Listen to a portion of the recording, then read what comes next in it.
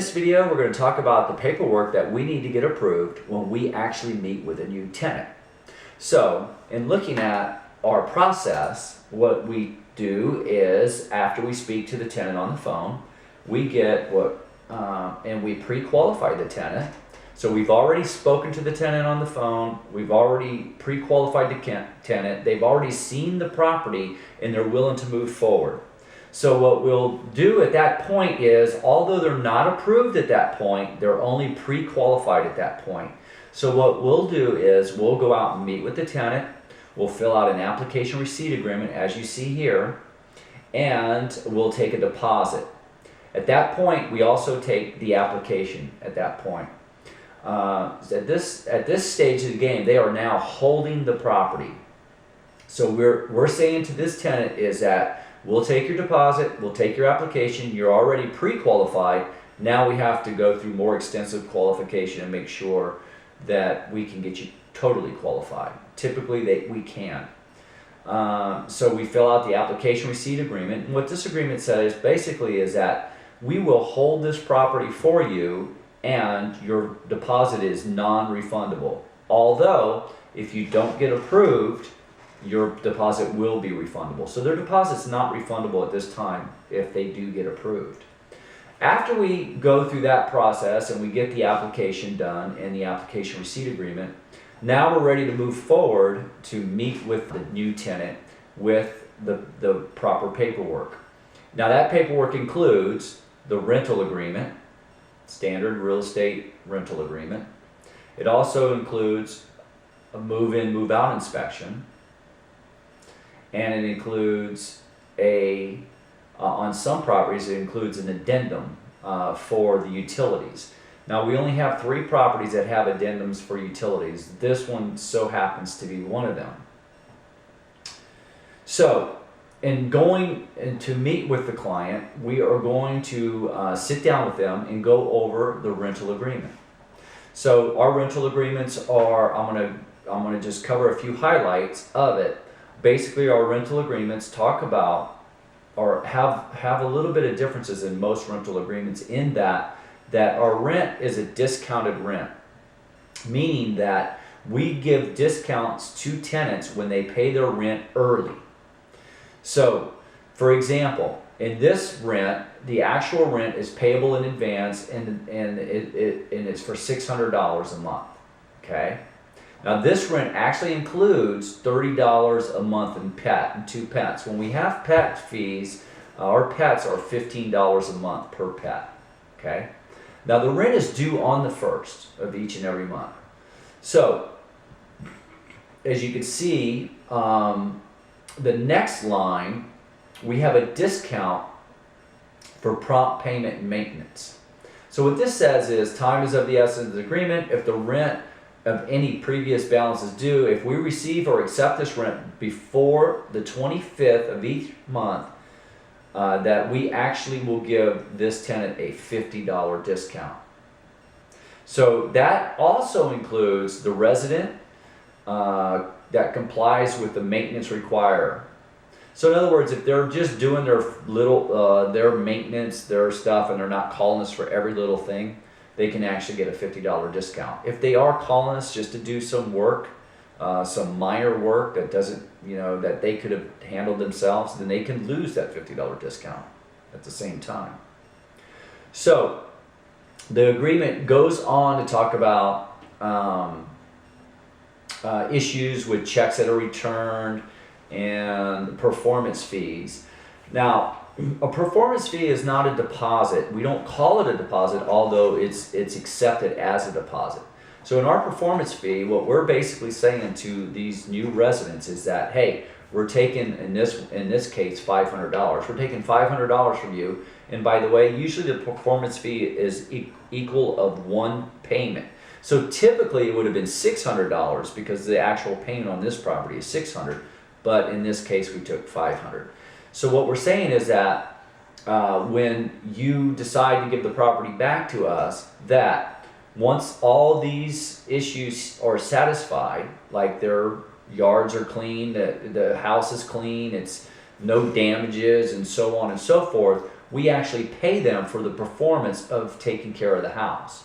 So if there's a hole in the wall and it costs $50, obviously, if they want to fix it, they can get $50.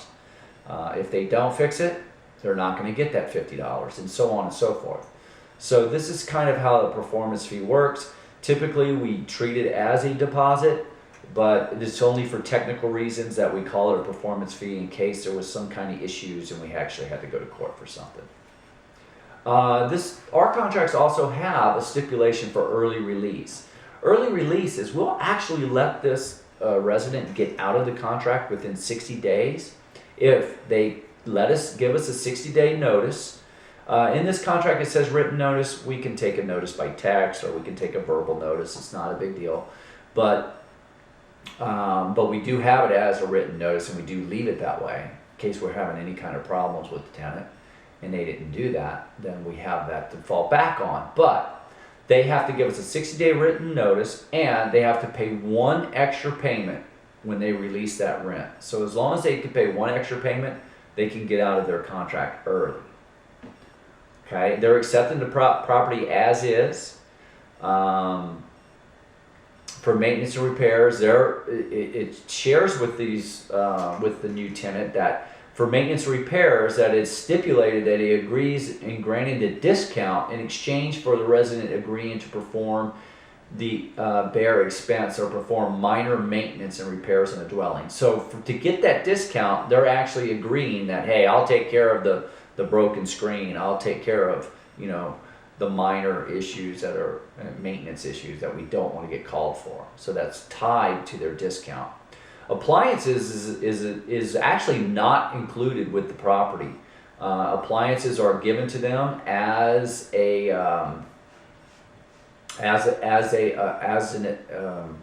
benefit. We're not assuming responsibility for the operation, although a lot of times we do. But it's in there that, hey, we're letting you use the appliances. You need to return them to us, right?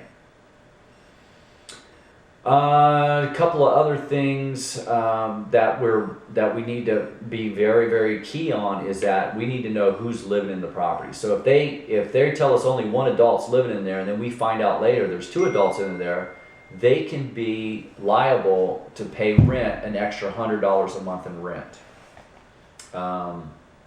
A lot of this is boilerplate, smoke detectors, and so on. I'm going to get to some of the things that we do that maybe you haven't seen in a lot of other contracts.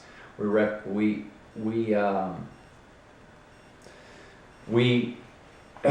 make it very clear that we need all their phone numbers when they change phone numbers and things like that. They're responsible for pests. They're responsible for taking care of their smoke alarms, for example. They're responsible for doing their yard care, weeds and so forth. Their pets, when you have a pet, each pet is $150 additional deposit. It's a non-refundable deposit, plus it's $15 a month. We need to know the names of these pets as well. We require that they do get renter's insurance. I'm not real big on that. We let them know for lead-based paint and molds when it's approximately when the property is older than 1978. If they want to hold the property over, their rental rate is charged at 50% higher. Holding over means that if they say they're going to leave on the 1st and they don't leave on the 1st, they're actually going to be charged 50% higher than the actual rental rate. So if their rental rate per day works out to be $20 a day, they're actually going to be charged $40 a day until they move out. We do get right of access to the property. In other words, we have keys and we let them know that we have the right of access to the property. We got some default, obviously. We get into details about default on the property if they abandon the property. Cross default clauses are for when we use lease option contracts along with this contracts. It's just cross default means that we have the ability to enforce any contract that we do. Talks about how eviction law, what state we're going to evict in, which is Arizona. A lot of this is boilerplate. I'm going to try to cover a couple of things. And then when we get down to the next section, which is special stipulations. If you're at a signing and something comes up. Maybe they say, well, I don't have all the money right now. Oh my God, well, can we do this or can we do that? A lot of times we could just write in some special stipulations. So we could write in anything that we agree to at that point. For example, this one, management allows residents to move in by 3/25. Now his actual contract didn't start till the 1st, but he asked me, can I move in at 3/25? And I said, yeah, we'll do that with no additional charge. So on special stipulations, we did that. Sometimes we would prorate that. So I would prorate it and say, yeah, it's just 5 days extra, and it comes out to, whatever it is, $89. And so you can do just about anything you want at that point as long as everything's agreeable. So we covered the application receipt agreement after we spoke to them. We covered the rental agreement that we just spoke about. Then the next thing that we want to get signed at the signing would be the move-in, move-out report. Now the way we do the move-in, move-out report, this is a report that is very, very helpful as anything was to happen and you had some issues with the customer and they tore the house up and you had a report saying everything was good up front, right? So this is the move-in inspection. And now in the move-in inspection, the way we do it is that we mark everything good. You can see everything's okay. So every room, living room, dining room, kitchen, bathrooms, everything's good. Everything's marked okay. Okay, this is the move-in inspection. Then at the bottom, we require that we let them know there's one key, this and that, and that what we're letting them know is that they have 1 week to fill out any issues in this inspection report and get it to us. So if they don't send us a move-in, move-out inspection, this is the move-in, move-out inspection that they're going to have to live by. Okay, they're going to have to live by that everything was perfect in the house. Now if they go through the home, and you'll see on this one that this gentleman did, he went through and put all the stuff that he says. For example, the walls have lots of scuffs and patches, small stairs, the door beam, the worst scratches. He just marked a lot of stuff. Lights and switches and outlets are good. He put in. So this gentleman was pretty thorough. Dishwasher doesn't seem to work. I think we actually had to get that dishwasher fixed. That's right. So he put down some things that he noticed. Now we didn't necessarily guarantee that we're going to fix all this stuff. He's just marking it down as you would mark a rental car down with a scratch on it, basically. So he's just marking, hey, this stuff was already here when I moved in, so don't try to hit me on this stuff when I move out. It's basically is what he's saying. So, and he even mentioned things about in good condition. So he was pretty thorough on this. All the keys work well, he put on there. So he gave me this move-in inspection. So we agreed to all this, and now I cannot hold him accountable for any of this stuff that he marked down in the beginning. So that's your move-in, move-out inspection.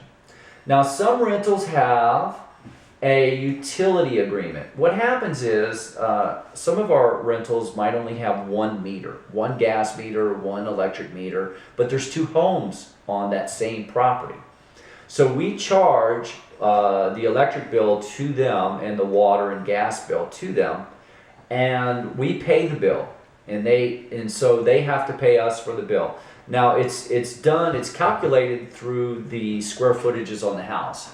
Typically we take the bill, divide the square footages up between the house, and those square footage are different. For example, if one square footage is half the size of the other house, then that bill is basically half the size of the bill on the bigger home.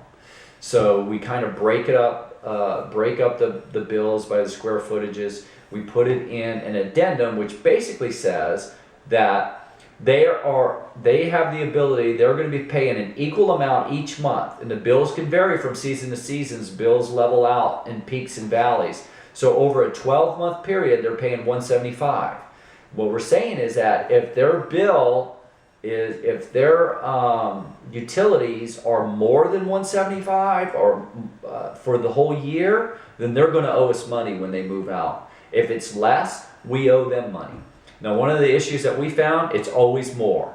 So we've always had problems, and we've never really charged them when they moved out. So we've been having big problems with utilities, and we've been losing money on utilities. But the truth of the matter is that a lot of times the properties are not energy efficient. So it's kind of our responsibility as well. So that is your signing a new tenant to a new rental agreement, basically. So again, just to summarize, we talk to the people on the phone, we have them look at the property, we make sure they want to go with the property, we meet with them and have the application receipt agreement signed. We take a deposit at that point that holds the property. Then we take the application and we run their application. Within 24 hours, we'll get back to the people and let them know whether or not they're qualified. Once they're qualified, we'll meet with them and we'll sign the standard real estate agreement. And then we'll go over the standard real estate agreement with them line by line. We'll paraphrase the lines, but we'll go over it line by line and make sure they understand what their rent is, what their discount is, and some of the things that we do a little bit differently than they see on most agreements. We also have the utility agreement signed. Again, this is a monthly charge that's consistent through the year, and if their utilities are higher, then they pay that. If their utilities are lower, then we will technically give them money back at the end of the year. Last but not least, we have them sign a move-in, move-out inspection, right? So the move-in, move-out inspection is perfect when they move in. They get 7 days to let us know what's not perfect on the house. And then we just keep that in our files for when they move out. And that's it. And that's how we sign a new tenant to one of Easy Home Buyers Rentals.